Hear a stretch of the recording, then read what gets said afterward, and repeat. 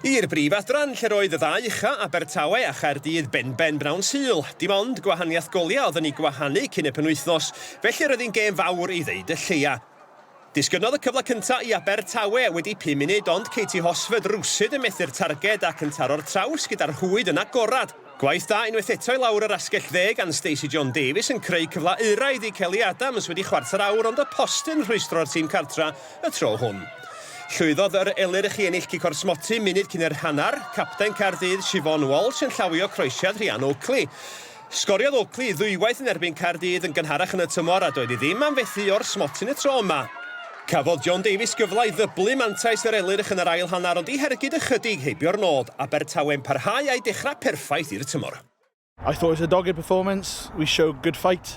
Obviously the football wasn't really there, but they never are in derby games, because this is what a South Wales derby is all about. It's all about the sometimes the other side of the game. And today we showed that fighting quality, which is again another tool in our armoury. This team, if it doesn't go their way on the football side, we can dig in and then have those moments of quality.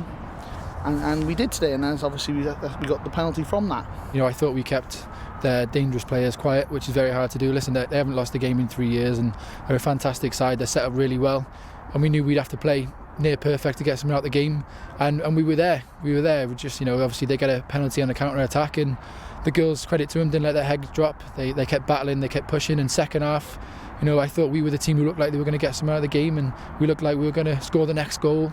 It just didn't quite fall for us, but so many positives to take from the game, and again I couldn't be more proud of all my players. Pawb yn bleisio am rili ennill y gêm.